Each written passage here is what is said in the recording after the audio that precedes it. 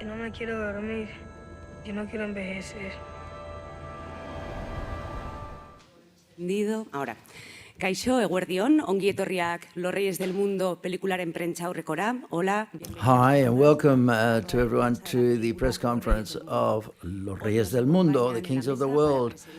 To present the film, we have on the panel from right to left, Cristina Gallego, producer, CRISTIAN CAMPAñA, actor, ANDRÉS Castañeda, actor, Laura Mora, the director, DAVIDSON FLÓREZ, actor, CRISTIAN David, actor, and MIRLANDA TORRES, producer.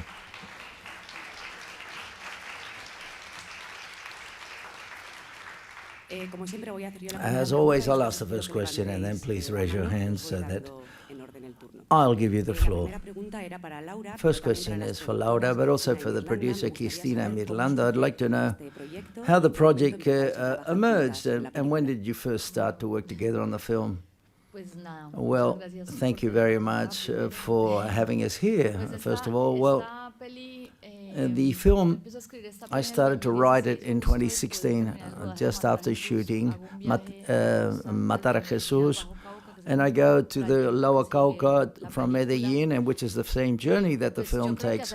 And I think it's a film, Matar a Jesús was so personal, and it was very freeing after we finished it. It was quite releasing, that is to say. So therefore I had some questions that I had about the conflict in Colombia linked to the land and owning land.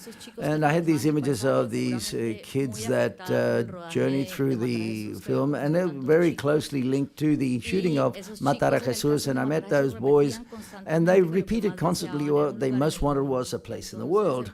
So therefore I started to have those images in my mind, and the boys traveling through the land looking for the promised land.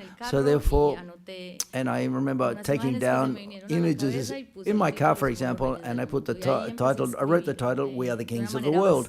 And I wrote quite freely and in a very disorganized manner. And then in 2017, 2018, for example, I told Mirlanda of the project that I'd just written, and I met with Cristina in Cartagena, and I talked about the project, and that's how we got together. And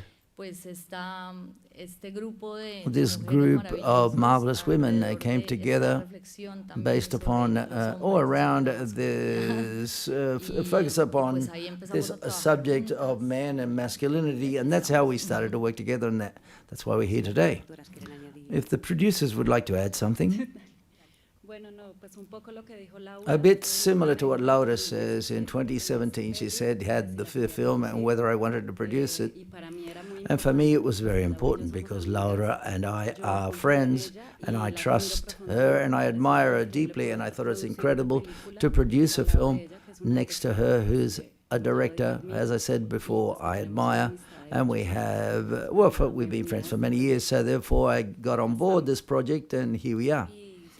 And I'm sure I joined at the end in 2018. But the truth is, it was the beginning. Laura had an idea going around in her head. For example, I think it was March at the end, or it was in 2018, that year. The last integration, which was an important thing in Colombia, I said, you've got to talk about this because we've got to hand in this script. We only had a couple of months to do so, and then we started. It was almost a countdown until today. We're in 2022, right, 4 years later. So. Laura Sayarto from Saya y Usaya in Peru. In any case, I'm under the impression that when one looks at films that portray Medellin, it always talks about marginality, like the sicarios, the flower seller, and so on. Why it's almost inevitable when we see this city that we have to see these characters. There's something very particular with Medellin in all arts, that is to say, It stems all the way from literature through to cinema. In all of the arts, we're enormously affected by the city. So therefore, I thought that had a lot to do, more to do with my generation, which was highly affected by the war in the 80s and 90s. My generation, it's a city in which there are so many contrasts and so many poetic, shall we say, cracks in the city, which affects the work of everyone who does any work there. So therefore, it was new to shoot the landscape. The film only spends 6 or 7 minutes in Medellin, and for me, it was also a new experience vis-a-vis shooting the film. But it's inevitable, I believe, that violence has got to go through our films or form part of the films, because there's no generation yet that has been born in Medellin without violence. So therefore, I'm 41. These boys are 20 years, well, they're 20 years younger than me, and they've been affected by violence. So therefore, one of the ways that we artists have of questioning and asking ourselves and to generate emotions that we hope will extend people's point of view of this vis-a-vis the citizens, and that it should be done through art, and in my case, films. But to let go of that, my films and my life are highly altered because of the fact that I was born in that place and under those circumstances. I don't know what will happen in the future generations. Things might change, but I don't know, but we'll continue to reflect upon this, and I think it's quite healing as well. Hi. Congratulations for the film. I wanted to ask a question for Laura, the director, and for the producers. I'd like to know, what were the main challenges that you had to overcome directing and producing, because it's a film which is quite ambitious? Everything, well. From conceiving the film, from the conception of the film, for example, it's shot in almost cinematographically speaking, a verge in the Lower Caucasus, for example, in the north of Antioquia. It's deeply affected by the story and the conflict. It's a territory which is very rich, and also that was its sentence, really, and the conquering of that land. So therefore, we had to confront that territory where everyone told us that we couldn't shoot there. And Mirlanda and I, we had a blind conviction and an intuition. If we couldn't shoot the film there, we could have used some other place to fake it. But we wanted to shoot there because there's certain truth in those images. So therefore, that was an enormous challenge. And then to find these marvelous boys. The pandemic affected us, 33 cases of COVID infection during the shoot, half of the crew, and plus social explosion was taking place in Colombia.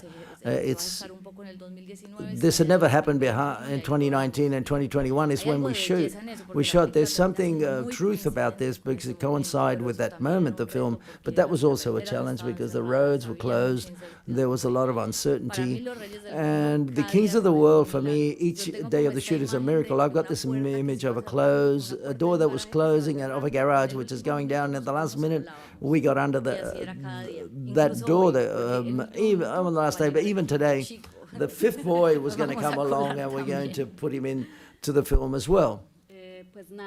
Well, production challenges, like Laura says, we had all types of challenges. Shooting in the lower Cauca, or the Bajo Cauca, for example, it was tough work because of all the municipalities of accompanying social leaders, governmental entities. So the work was to be able to enter into that area or location. It was beautiful because all the people joined us very beautifully, and therefore they helped us, and we were, like Laura says, we left one place, and then the next day the river overflowed, and we went somewhere else, and we needed fog, or we needed some mist, and then the sun came out. So we were in a hot area where it was going to be hot, and then it rained. So we had to slowly but surely overcome these difficulties. But as Laura says, it was quite beautiful. COVID, we had to replace a lot of people all the time, and even the boys caught COVID, and we had to stop shooting because they, as their friends, and they're always together and sleep together, well, they all got infected by COVID, so therefore we had to stop for a week. because they'd all got infected, and we sent them to a place to overcome the COVID together. Laura and I, Laura Caneco couldn't come with us, and we're waiting. She's landing now in Madrid, and that we'll continue to overcome these problems. But it's been a beautiful experience. Yes, I also think that it was a film that was revealed itself over time. We thought that it was a size that we thought we had planned to shoot in 2020, in August. And then the pandemic occurred, thank God, because the film was half of what it really is now. And we wanted to shoot. Well, we didn't know when we were going to start to shoot, and the film started to grow and took all the way to its current size, and therefore we closed a co-production between 5 countries, which is double to what we had thought of initially. And the film was calling and basically asking for much more backing, and so that could be carried out so that we can shoot for those 8 weeks.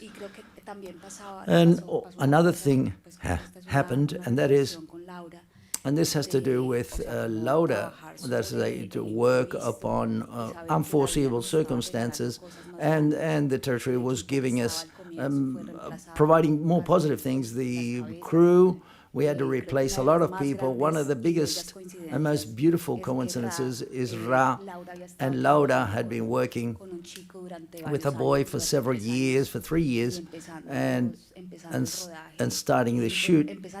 Was 20 days before shooting, he said, "I'm not going to form part of the film." So we were all in shock, and I said, "Laura, relax, everything will be okay. In films, when these things happen, is something much better will come along." And this young man came along 3 weeks before starting the shoot, and it was discovering the look of love of those kings of the world there. Well, congratulations for the film. A question about the editing work, but sometimes it misconcerts the spectators because I'm not too sure whether it's the climate, the mist comes along, and all of a sudden it's nighttime. I don't know whether that was already in the script, or was that something you thought of. The white horse, for example, is that bad luck or not? No, during the editing, there was an approach from the script that had to do with going through those different time periods. The narrative is a good human conquest, but it's also tyranny. And after making a film like Matar a Jesus, I wanted to make a much freer one, and how time goes by and how that time was affected by the times of delirium and also imagination. So there was an approach, at least, which was quite clear, of the time periods from the script. And the white horse, well, is also a gesture which is deeply cinematographic. The horse is the great animal, shall we say, of films. And I like Arab poetry, especially Palestinian poetry. A poet who accompanied me in the film, which is Mahmoud Darwish, and always in his poems, the horse guides the house. The horse, to a certain extent, guides the house, and at the end of the day, the horse is in the house, because in Arab poems, it's related to the horse. They leave the horse taking care of the house. So therefore, the Liwa was following that intuition that may become burdened with difficulties and danger, but it was the path home, or the journey home. Hi, congratulations for the film. I'd like to ask you, Laura, I'm not too sure whether, to a certain extent, the reason for being of the film, which is going back to your grandmother's homelands, it's got a lot to do with a tribute to the victims of violence in Colombia and to the boys those marvelous portrayals. Could you please tell us how you lived and how you came to the shoot, or whether you had any film experience beforehand, and did you have a good time or not, and what was it like during the shoot? Well, to answer you briefly, yes, I think that film also deals with ghosts, and it's almost present. One is walking, and one walks along with their deaths, your own people of your family, and not only that, but the people who had died within the country, and that exists and accompanies at least my work. I think it's always there, and if that is a tribute, it can be used as a tribute. I think that's very beautiful. I think the Colombian film has told us the story of people going from the country to the city, and I was more interested in doing the journey back to front, as a returning home, returning to the land, to the promised land. And also this idea of justice, almost Kafkian and collapse, shall we say, but this boy believing in that justice that may arrive. And that, I think, there is something which is general of the victims in Colombia, that despite everything, there's always a role that leaves something that shows a name on it, and people continue to believe, and that moves me deeply, and that's why I was interested in that journey of what was being addressed at the time. Boys hadn't acted before, and they could tell you about their experience.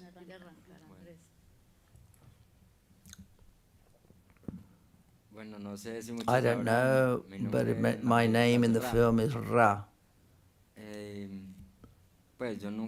Well, I'd never acted before.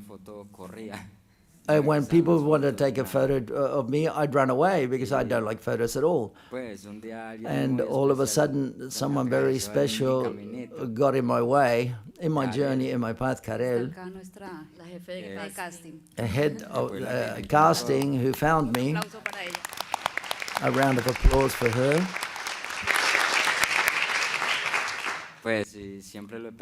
And I've always thought it was like my guardian angel, for example. All of a sudden, I was going through a really tough period, and my guardian angel turned up.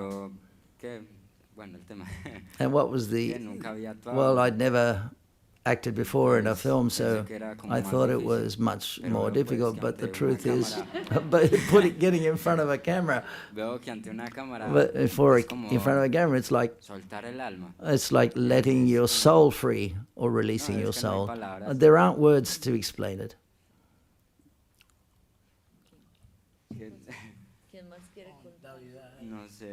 I don't know.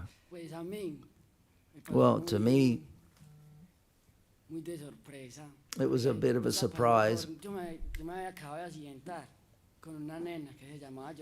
I'd just broken up with a girl that was Joanna, because we'd lost them, because we were doing things for the people, for those people that are in heaven. And it was a tough period, because I had the pleasure of being able to do this, to take control of my life.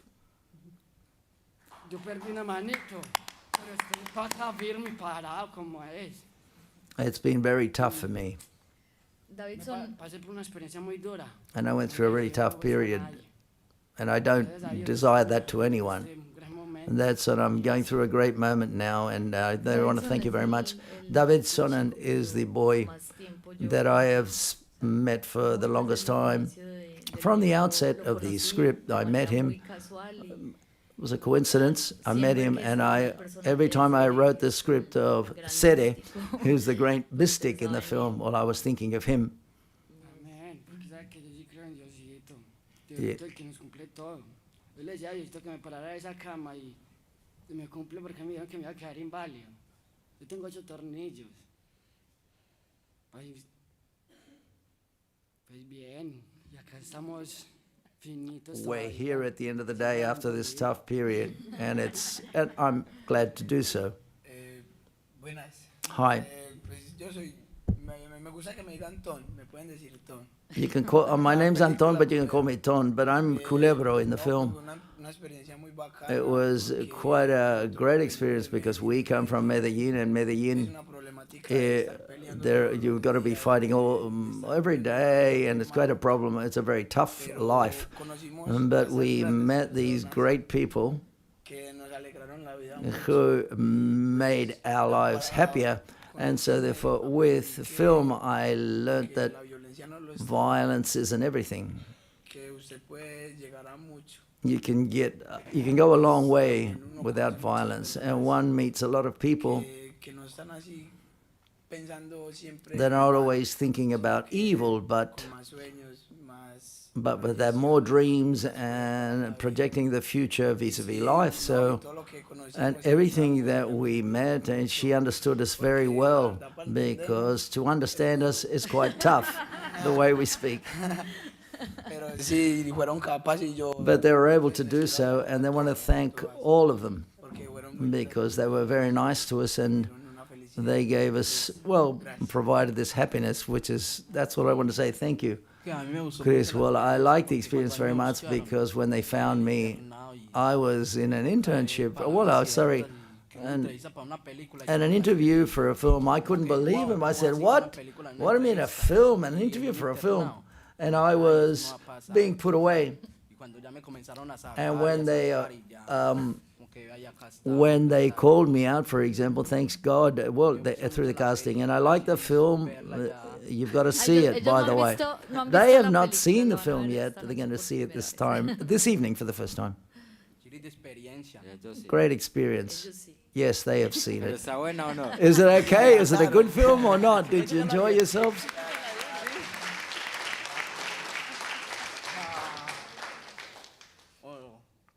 Qué bonitas palabras, la verdad. Beautiful words. Yes, Laura, I'd like to ask you, this is a story of a very cinematographic journey, and it's like looking for a home and trying to run away, but forwards, shall we say. And I'd like to ask you whether it's a closed script or whether there was any place during the shoot to improvise, and also the actors, how did you work? Sí, digamos que Yes, we can say that initially the writing of the script was very disorganized, very free, shall we say, and I love that idea. Try to find the possibility, finding that possibility of going against the narrative tyranny, as I said before, or tyranny. But of course, I felt that in the fourth version, I felt that I need to organize things a bit more, and thanks to Chris, Maria Camilarias came along, who's an incredible scriptwriter. In summer, we got together and we started to work together, and I had the possibility of writing upon delirium, and she allowed me to come back to earth vis-a-vis my ideas. So therefore, in 2020, when everything stopped, I started to write on my own again, and I was in an artistic residence with Marta Andreu, and I think that work with her was of vital importance. It was vital to ask myself about the script and how I was going to shoot and how I was going to capable make the life of them and the landscape could go through the film and go through me as well, and also have the possibility of reacting to this as we shot the film. I didn't want to impose things. I said, well, if it rained, the rain, and the work with them was going to be completely free. They didn't know the script. With Karel, who I worked in Matar a Jesus, we obviously sought advice from several people, and we worked a lot about around play. That's how I wrote a map of the emotions of the film, and I drew a map of all the emotions that each character went through, and based upon this, we rehearsed.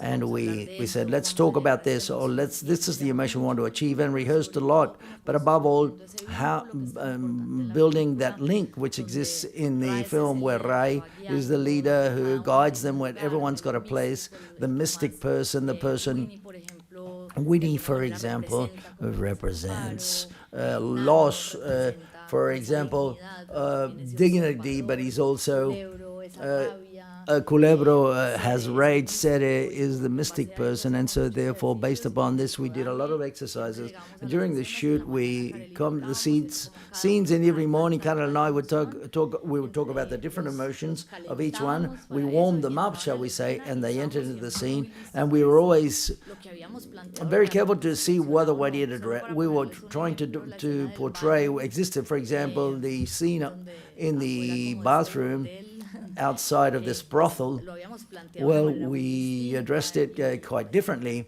and all of a sudden they come to the scene and say, how are you going to get into this? Well, you've got to use that energy, and then we had to film it. For example, the cows, when the cows fly, that wasn't written like that.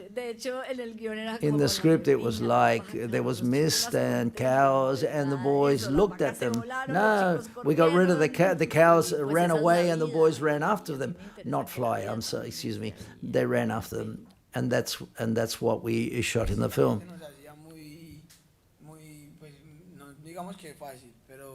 That's the way it was, but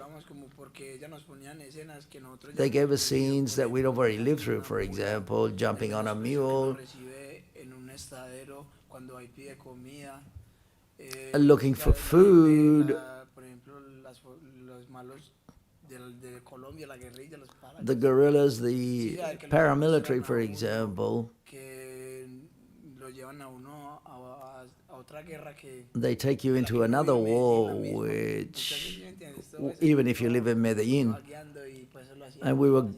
and she guided us, and that made things much easier for us. I'm not too sure what. It surprised me quite a lot because we didn't know nothing about the film. We knew nothing about the film. So when the first person was missing, and I think that hurt us quite a lot, because we were thinking about making all of us together getting to the promised land, not all to disappear on the journey or on the way there. Well, these guys are now a part of my life, my family, the kings. And these women. I don't know who you people are, as we say in Colombia. But I'm starting to love you all.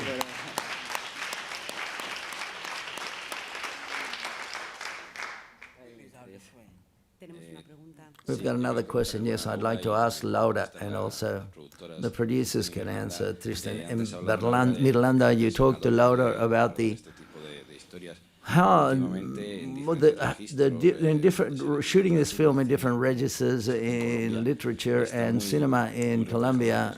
What's reflected is the results of the peace agreements, the aftermath, shall we say, of the peace agreements, and it's flourishing, but it's happening now. But this is an issue, and a plot will preside the cultural creation and novels, and whether it's a moment for catharsis and to initiate the healing process after what's happened. Well, I think all work of art should have a catharsis in itself.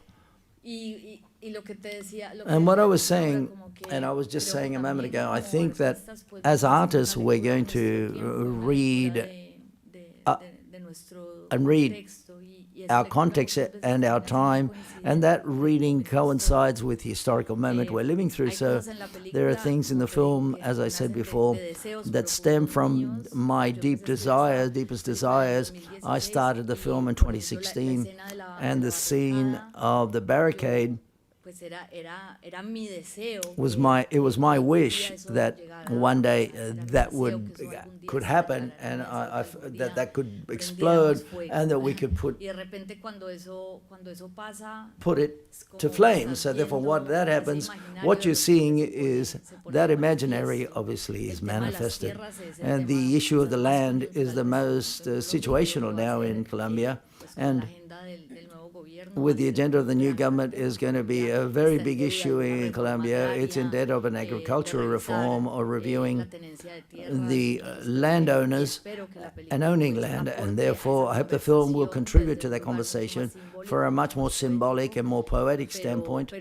But I do believe that artists, what we do, el arte que a mí me interesa también. That the art that I like, that I'm interested in, is we can contemplate the world, we can look at the world, better said, and ask questions, not only individually, but the society that lives there. And me, particularly, I'm concerned about the world that we're living in, and it seems to me that search for where someone is the search for everyone, those that are going through the Mediterranean, to be in a place where they're safer or secure, feel safer and secure, or those that are looking for land because everything is taken. But the film, to a certain extent, addresses the owning of land from the city. They can't be calm in a corner. They can't stay in a hostel, for example, and all of them were always looking for a place to feel safe and sound. And that's what interests me, but we're deeply affected by history and our situation of violence, which has been enormous. That healing nature that you're talking about, the film from the outset, made me ask an interesting question. The look upon it takes on the territory, for example, and masculine relationships, and these relationships of the boys between them and from the outside. That is, how the relationship of territoriality, masculinity, and violence. That's how it started. But in the process, what I thought was very interesting is that that work shouldn't be seen from the outside, but from the inside, from inside the characters, that they can not only be victims, but that those relationships could be intertwined and be between them all. And that relationship of that healing nature is that there were a lot of women in the crew, a lot of women who are the producers, and I'm talking to you in gender, because there's quite many more women. We've got Paz Lázaro, we've got Pilar Peredo, Edgar Derembao. As the only man among several women, we've got Lisa, Katarzyna, Natalie Pod, Regina, and Belisa. And Anita's here. So there's a very powerful group of women, shall we say, and we were healing that violence, internal violences and territorialities, and talking it from another perspective. It's not only a reflection outwards, but it's always, but a little inwards. And what happened was, very beautiful things took place and happened in the team or in the crew, was to find ourselves within taking care and protecting, try to have another type of shoot, for example, where we were trying to take care of each other, not only of COVID, but be shooting in such a violent place, and with these boys who were almost a target in that place we were going to. So therefore, trying to all take care of each other very much. In the more extensive side of things, or a more ample side of things, we're talking about the change in the country, the political change that's taken place in the country, everything that has to do with the social protest that was awakened during the pandemic. There was a desire to change, which was led by boys of this age, who have been the first. So therefore, we're confronting a government where boys for the first time were voting for the first time, and they voted the new government, and that set the difference. The film comes along, which deals with very, very important issues, and in a time of change, and we hope it'll be well received in Colombia, where it will be premiered, I think, in 2 or 3 weeks' time. 3 weeks' time. We'll see. Congratulations to all of the team. My question is along the lines of what's just been asked, but congratulations to that majority of women in the team, which I think is clearly reflected in the film, and the contrast with that masculinity classic masculinity, which is also appears in the film. And congratulations to these new actors that I'm sure that we're going to see them very soon in another film. But something, just a curiosity, in the scene where they burn the tires on the road, what's the objective of gasoline being poured over it? And we were all of the people that in the film theater, we thought that the dream was not going to be, they're going to achieve that dream of going to that promised land. It's the only way of leaving that situation, that people can see that, but that's the curiosity I have. Thank you. No, thank you. The character that is Sere, who pours the gasoline, who's the mystic, shall we say, and as a good mystic, he can be a martyr as well. He pours it over himself, and that scene was very interesting how it was evolved in the script, because in the first the script, the first drafts of the script, he jumped through the fire, and the questions arose vis-a-vis the gesture of what is called provocation. So that's what I'm interested in, art, and I was interested in his character. When working on that scene, I realized that boy, who's in limbo, for example, which I'm interested in, because further on he's in the limbo between the living and the dead. But for me, it's that moment in which he provokes the people on the other side of the barrier, and he raises his hand and he tells them, here I am, and I'm insultingly, and I remain insultingly alive. And that gesture, I believe, is revenge in itself, the revenge towards that world that he's had to live, and also that imaginary claim is that we are the kings of the world. Here I am, and here I'm staying, no matter how much you believe. You can, even if I die, but I will still be insultingly alive in your memory. Before saying farewell to the film crew team, Laura, in 2017, you were here with Matar Jesus in the new director's section. Now you've come years back to the official section. I hope this is going to be a return to your home. It is. How are you, well, coping with that new, coming back to San Sebastian, the official section? Well, I'm very moved, and I told Jose Luis a couple of weeks ago, because the truth is that Angelopoulos said that film it was his home, and San Sebastian is, for me, it's film and it's my home. And perhaps the most moving and exciting moment of my short career was the day when I premiered Matar Jesus in the Cursal, and I've been welcomed and they celebrated as well. But there's quite peculiar about in the Basque Country in general, and that is a second short was premiered in Cenive and Matar Jesus here, and then coming back with the official second with the Kings of the World. Is something has resounded in this land, and I'm not sure, but I had a punk band, and perhaps, and I remember listening to Gogorriak, or what it was about, and I remember meeting Fermín Muguruza, because he was in that group, and when I premiered that film, I met him, and I was surprised. So in that film, and I said during the shoot, we'd invented a new genre in this film, which was called epic punk, and these are lands which are very punky lands here in the Basque Country, and I've been brought up highly influenced by this place. So therefore, coming back to San Sebastian in general, being here again, I've had the privilege that my ideas could set up a dialogue, and I feel very moved and very frightened about what's going to happen tonight. Well, okay, thank you very much to all of you. Say farewell to the team with a round of applause.